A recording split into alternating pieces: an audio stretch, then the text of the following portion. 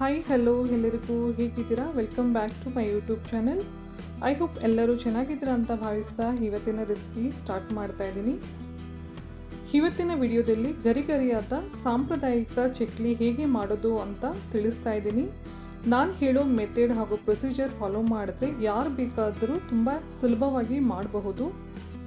ಅದಕ್ಕಿಂತ ಮುಂಚೆ ಯಾರೆಲ್ಲ ನನ್ನ ಚಾನಲ್ ಸಬ್ಸ್ಕ್ರೈಬ್ ಮಾಡದೆ ನೋಡ್ತಾ ಇದ್ದೀರಾ ದಯವಿಟ್ಟು ಸಬ್ಸ್ಕ್ರೈಬ್ ಮಾಡಿಕೊಂಡು ನೋಡಿ, ಹಾಗೆ ಬೆಲ್ ಬಟನ್ ಕ್ಲಿಕ್ ಮಾಡಿ ನಾನು ಮಾಡೋ ವಿಡಿಯೋಸ್ ಮೊದಲನೇ ಸಲ ನೀವು ನೋಡಬಹುದು.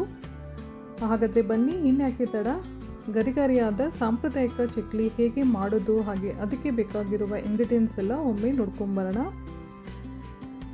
ನಾನಿಲ್ಲಿ 1 ಸೇರು ರೇಷನ್ ಅಕ್ಕಿ ತಗೊಳ್ತಾ ಇದ್ದೀನಿ. ನಿಮಗೆ ರೇಷನ್ ಅಕ್ಕಿ ಇಷ್ಟ ಇಲ್ಲ ಅಂದರೆ ಬೇರೆ ಯಾವುದಾದ್ರೂ ಅಕ್ಕಿ ಯೂಸ್ ಮಾಡಬಹುದು. ಸಾಮಾನ್ಯವಾಗಿ ಸೇರು ಎಲ್ಲರ ಮನೆಯಲ್ಲೂ ಇರುತ್ತೆ. ಇದರಲ್ಲಿ ನಾನು 1 ಸೇರು ಅಕ್ಕಿ ತಗೊಳ್ತಾ ಇದ್ದೀನಿ. ಇನ್ನು ಕರೆಕ್ಟಾಗಿ ಹೇಳಬೇಕಂದ್ರೆ 1 kg ಅಕ್ಕಿ ನಾನು ಇಲ್ಲಿ ತಗೊಳ್ತಾ ಇದ್ದೀನಿ. ಇದನ್ನು ನೀಟಾಗಿ ವಾಶ್ ಮಾಡಿಕೊಂಡು ಬರಬೇಕು. ಎಲ್ಲಿವರೆಗೂ ವಾಶ್ ಮಾಡಬೇಕು ಅಂದರೆ ನೀರೆಲ್ಲ ಟ್ರಾನ್ಸ್ಪರೆಂಟ್ ಆಗೋವರೆಗೂ ನಾವು ಅಕ್ಕಿನ ವಾಶ್ ಮಾಡ್ಕೋಬೇಕಾಗುತ್ತೆ. ನೀಟಾಗಿ ವಾಶ್ ಮಾಡಿಕೊಂಡು ಫ್ಯಾನ್ ಕೆಳಗಡೆ ಒಣಗಿಸ್ಕೊಂಡ್ರೆ ಸಾಕು. ಬಿಸಿಲಲ್ಲಿ ಒಣಗಿಸೋ ಅವಶ್ಯಕತೆ ಏನಿಲ್ಲ, ಜಸ್ಟ್ ಫ್ಯಾನ್ ಕೆಳಗಡೆ ನಾನು ಇಲ್ಲಿ ಒಣಗಿಸ್ಕೊಳ್ತಾ ಇದ್ದೀನಿ. ಅಕ್ಕಿ ಕಂಪ್ಲೀಟಾಗಿ ಒಣಗಿದ ಮೇಲೆ ಒಂದು ಬಾಣಲಿ ಇಟ್ಕೊಂಡು ಅಕ್ಕಿನ ಬಿಸಿ ಮಾಡ್ಕೋಬೇಕಾಗತ್ತೆ. ಅಕ್ಕಿ ಬಿಸಿ ಆದರೆ ಸಾಕು, ತುಂಬ ಕೆಂಪು ಬಣ್ಣ ಬರಬೇಕು ಅನ್ನೋ ಅವಶ್ಯಕತೆ ಇಲ್ಲ, ಜಸ್ಟ್ ಬಿಸಿ ಆದರೆ ಸಾಕು. ಈ ರೀತಿ ಸ್ವಲ್ಪ ಸ್ವಲ್ಪ ಅಕ್ಕಿ ಹಾಕ್ಕೊಂಡು ಬಿಸಿ ಮಾಡ್ಕೋಬೇಕಾಗತ್ತೆ. ಎಲ್ಲ ಒಂದೇ ಸಲ ಬಿಸಿ ಮಾಡೋದಕ್ಕೆ ಆಗೋದಿಲ್ಲ, ಹಾಗಾಗಿ ಸ್ವಲ್ಪ ಸ್ವಲ್ಪ ಅಕ್ಕಿ ಹಾಕ್ಕೊಂಡು ಬಿಸಿ ಮಾಡ್ಕೊಳ್ಳೋಣ. ಇವಾಗ 1 ಸೇರು ಅಕ್ಕಿಗೆ ನಾನು 1 ಕಪ್ ಆಗೋಷ್ಟು ಉದ್ದಿನಬೇಳೆ ಹಾಕ್ಕೊಳ್ತಾ ಇದ್ದೀನಿ. ಅದನ್ನು ಸಹ ಕೆಂಪು ಬಣ್ಣ ಬರೋವರೆಗೂ ಫ್ರೈ ಮಾಡ್ಕೋಬೇಕು. ತೀರಾ ಕಪ್ಪು ಬಣ್ಣ ಬರೋವರೆಗೂ ಫ್ರೈ ಮಾಡ್ಕೊಳ್ಳೋದು ಬೇಡ. ಇವಾಗ ಅದೇ ಕಪ್ಪಿನ ಅಳತೆಯಲ್ಲಿ ಹೆಸರುಬೇಳೆ ಕೂಡ ಹಾಕ್ಕೊಂಡು ಅದನ್ನು ಸಹ ಫ್ರೈ ಮಾಡ್ಕೊಳ್ಬೇಕು. ಇದು ಸಹ ಕೆಂಪು ಬಣ್ಣ ಬರೋವರೆಗೂ ಫ್ರೈ ಮಾಡ್ಕೊಳ್ಳೋಣ. ಈಗ ಅದೇ ಕಪ್ಪಿನ ಅಳತೆಯಲ್ಲಿ ಕಡಲೆಬೇಳೆ ಕೂಡ ನಾವು ಬಿಸಿ ಮಾಡಿಕೊಂಡು ಬರಬೇಕಾಗತ್ತೆ. ಈಗ ಮತ್ತೆ ಅದೇ ಕಪ್ಪಿನ ಅಳತೆಯಲ್ಲಿ ಹುರಿಗಡಲೆ ಕೂಡ ನಾವು ಫ್ರೈ ಮಾಡ್ಕೋಬೇಕು. ಇದು ಸಹ ತುಂಬ ಹುರ್ಕೊಳ್ಳೋದು ಬೇಡ, ಜಸ್ಟ್ ಬಿಸಿ ಆದರೆ ಸಾಕು. ಈಗ 1 ಹಿಡಿಯಷ್ಟು ಜೀರಿಗೆ ಹಾಕ್ಕೊಂಡು ಅದನ್ನು ಸಹ ಬಿಸಿ ಮಾಡ್ಕೊಳ್ತಾ ಇದ್ದೀನಿ. ಈಗ ನಿಮಗೆ ಖಾರ ಎಷ್ಟು ಬೇಕೋ ಅಷ್ಟು ಒಣಮೆಣಸಿನಕಾಯಿ ಕೂಡ ಹಾಕ್ಕೊಳ್ಳೋಣ. ಇದು ಸಹ ಚೆನ್ನಾಗಿ ಹುರ್ಕೊಳ್ಳೋಣ.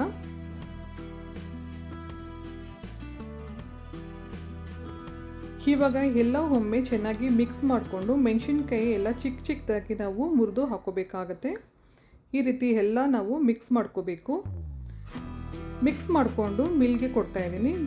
ನಿಮಗೆ ಮಿಕ್ಸಿ ಚೆನ್ನಾಗಿ ನುಣ್ಣಗೆ ರುಬ್ಬುತ್ತೆ ಅಂತಂದರೆ ನೀವು ಮಿಕ್ಸಿಯಲ್ಲೇ ಸಹ ನಾವು ರುಬ್ಕೋಬಹುದು. ನಾನಿಲ್ಲಿ ಮಿಲ್ಗೆ ಕೊಡ್ತಾ ಇದ್ದೀನಿ. ತುಂಬ ಚೆನ್ನಾಗಿ ನುಣ್ಣಗೆ ರುಬ್ಕೊಂಡು ಬರಬೇಕು. ಈ ರೀತಿ ನೋಡಿ, ಈ ರೀತಿ ನುಣ್ಣಗೆ ರುಬ್ಕೋಬೇಕು. ರುಬ್ಬಿದ ತಕ್ಷಣ ಮುಚ್ಚಳ ಹಾಕೋದು ಬೇಡ, ಸ್ವಲ್ಪ ಹೊತ್ತು ಗಾಳಿಗೆ ಬಿಡೋಣ. ಸ್ವಲ್ಪ ಹೊತ್ತು ಗಾಳಿಗೆ ಬಿಟ್ಟಾದಮೇಲೆ ಜಲ್ದಿ ಇಟ್ಕೋಬೇಕು. ನುಣ್ಣಿಗೆ ರುಬ್ಬಿದ್ದು ಸಹ ನಾವು ಜಲ್ದಿ ಇಟ್ಕೊಂಡು ಮುಂದಿನ ಪ್ರೊಸೀಜರ್ ಮಾಡಬೇಕಾಗತ್ತೆ. ಸ್ವಲ್ಪ ಸ್ವಲ್ಪ ಈ ರೀತಿ ಹಾಕ್ಕೊಂಡು ಸಹ ಮಾಡಬಹುದು. ನೀವು ಈ ಹಿಟ್ಟನ್ನು ಎಷ್ಟು ದಿವಸ ಇಟ್ಟರೂ ಕೂಡ ಕೆಡೋದಿಲ್ಲ, ಯಾಕಂದರೆ ನಾವು ಎಲ್ಲ ಪದಾರ್ಥಗಳನ್ನು ಹುರ್ಕೊಂಡು ಹಾಕ್ಕೊಂಡಿರೋದ್ರಿಂದ ಕೆಡೋದಿಲ್ಲ. 6 ತಿಂಗಳು ಇಟ್ಟರೂ ಕೂಡ ಅಷ್ಟೇ ಫ್ರೆಶ್ ಆಗಿರುತ್ತೆ. ಸೊ ನಾವು ರುಬ್ಬಿದ ತಕ್ಷಣ ನಾವು ಇದನ್ನು ಮುಚ್ಚಳ ಹಾಕಬೇಡಿ, ಸ್ವಲ್ಪ ಹೊತ್ತು ಗಾಳಿಗೆ ಬಿಡಿ. ಸ್ವಲ್ಪ ತಣ್ಣಗೆ ಆದಮೇಲೆ ನಾವು ಮುಚ್ಚಳ ಹಾಕಿ ಸ್ಟೋರ್ ಮಾಡಬಹುದು. ಏರ್ ಟೈಟ್ ಕಂಟೈನರಲ್ಲಿ ಹಾಕಿ ಸ್ಟೋರ್ ಮಾಡಿ. ಈ ರೀತಿ ಎಲ್ಲ ಜರಡಿ ಇಟ್ಕೊಂಡಿದ್ದೀನಿ. ಇವಾಗ ಉಪ್ಪು ಎಷ್ಟು ಬೇಕೋ ಅಷ್ಟು ಹಾಕ್ಕೊಳ್ಳಿ, ನೋಡ್ಕೊಂಡು ಹಾಕ್ಕೊಳ್ಳಿ. ಉಪ್ಪು ತುಂಬ ಆದರೆ ಚೆನ್ನಾಗಿರೋದಿಲ್ಲ. ಈಗ ರುಚಿಗೆ ತಕ್ಕಷ್ಟು ಉಪ್ಪು ಹಾಕಿದ್ದೀನಿ. ಸ್ವಲ್ಪ ಓಂಕಾಳು ತಗೊಂಡಿದ್ದೀನಿ. ಇದು ಸ್ವಲ್ಪ ಕೈಯಿಂದ ಉಜ್ಜಿ ಹಾಕ್ಕೊಂಡ್ರೆ ತುಂಬ ಚೆನ್ನಾಗಿರುತ್ತೆ. ಹಾಗೆ ಸ್ವಲ್ಪ ಎಳ್ಳು ಕೂಡ ಹಾಕ್ಕೊಳ್ತಾ ಇದ್ದೀನಿ, ಬಿಳಿ ಎಳ್ಳು ಹಾಕ್ಕೊಳ್ತಾ ಇದ್ದೀನಿ. ಇವೆರಡು ನಾನು ಮಧ್ಯದಲ್ಲೇ ಹಾಕ್ಕೊಳ್ತಾ ಇದ್ದೀನಿ. ಹಾಗೆ ಪಕ್ಕದಲ್ಲೇ ಎಣ್ಣೆನ ಬಿಸಿ ಮಾಡಿಕೊಂಡು ಇಟ್ಕೊಂಡಿದ್ದೆ. ಎಣ್ಣೆ ತುಂಬ ಬಿಸಿಯಾಗಿರಬೇಕು, ಆ ರೀತಿ ನಾವು ಎಣ್ಣೆನ ಬಿಸಿ ಮಾಡಿಕೊಂಡು ಮಧ್ಯದಲ್ಲೇ ಹಾಕ್ಕೊಳ್ತಾ ಇದ್ದೀನಿ. ಈ ರೀತಿ ನಾವು ಹಾಕ್ಕೊಳ್ಳೋದ್ರಿಂದ ಚಕ್ಲಿ ಮಾಡಬೇಕಾದ್ರೆ ಎಳ್ಳು ಸಪ್ರೇಟ್ ಆಗೋದಿಲ್ಲ. ಸೊ ಅದಕ್ಕಾಗಿ ನಾವು ಈ ರೀತಿ ಹಾಕ್ಕೊಳ್ಳೋದು. ಇವಾಗ ಎಲ್ಲ ಒಮ್ಮೆ ಮಿಕ್ಸ್ ಮಾಡ್ಕೋಬೇಕು. ಕೈಯಿಂದ ಮಿಕ್ಸ್ ಮಾಡೋದಕ್ಕೆ ಹೋಗಬೇಡಿ, ತುಂಬ ಬಿಸಿ ಇರುತ್ತೆ. ಈ ರೀತಿ ಒಂದು ಗರಿಟೆಯಿಂದ ನೀವು ಮಿಕ್ಸ್ ಮಾಡ್ಕೊಳ್ಳಿ. ಎಣ್ಣೆ ಎಲ್ಲ ಹಿಟ್ಟಿಗೆ ಈವನ್ ಆಗಿ ಸ್ಪ್ರೆಡ್ ಆಗಬೇಕು, ಆ ರೀತಿ ನಾವು ಮಿಕ್ಸ್ ಮಾಡ್ಕೋಬೇಕು. ಇದು ತುಂಬ ಇಂಪಾರ್ಟೆಂಟ್ ಪ್ರೊಸೀಜರ್. ಎಣ್ಣೆ ಕೂಡ ತುಂಬ ಬಿಸಿ ಆಗಬೇಕು, ಆವಾಗಲೇ ಗರಿ ಗರಿಯಾಗಿ ಚಕ್ಲಿ ಬರೋದು. ಈ ಥರ ಮುಷ್ಟಿ ಹಿಡಿದ್ರೆ ಮುಷ್ಟಿಗೆ ಬರಬೇಕು, ಆ ರೀತಿ ನಾವು ಎಣ್ಣೆನ ಮಿಕ್ಸ್ ಮಾಡ್ಕೋಬೇಕಾಗತ್ತೆ.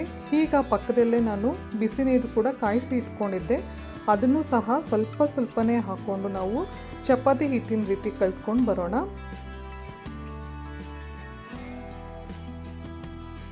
ನೀರು ಒಂದೇ ಸಲ ಹಾಕೋಬಾರ್ದು, ಸ್ವಲ್ಪ ಸ್ವಲ್ಪ ನೀರು ಹಾಕ್ಕೊಂಡು ಈ ರೀತಿ ಮಿಕ್ಸ್ ಮಾಡ್ಕೋಬೇಕು.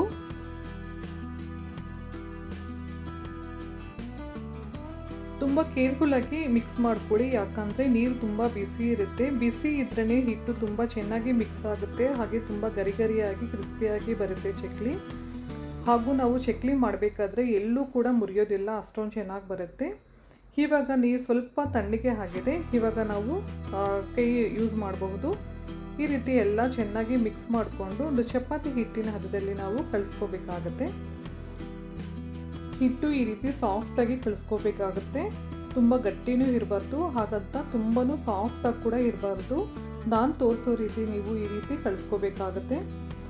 ಈ ರೀತಿ ಇದ್ದರೆ ಗರಿಗರಿಯಾಗಿ ಚಕ್ಲಿ ತುಂಬ ಚೆನ್ನಾಗಿ ಬರುತ್ತೆ. ಮೊದಲನೇ ಸಲ ಮಾಡೋರು ಕೂಡ ತುಂಬ ಈಸಿಯಾಗಿ ಮಾಡಬಹುದು. ನಾನು 1 ಸೇರು ಅಕ್ಕಿಗೆ ಎಲ್ಲ ಪದಾರ್ಥಗಳು 1 ಕಪ್ ಹಾಕಿದ್ದೀನಿ. ಇನ್ನೂ ಕರೆಕ್ಟಾಗಿ ಹೇಳಬೇಕಂದ್ರೆ 1 kg ಅಕ್ಕಿಗೆ 1 ಕಪ್ಪು ನಿಮಗೆ ತೋರಿಸಿರೋಂಥ ಪದಾರ್ಥಗಳೆಲ್ಲ ಹಾಕಿದ್ದೀನಿ.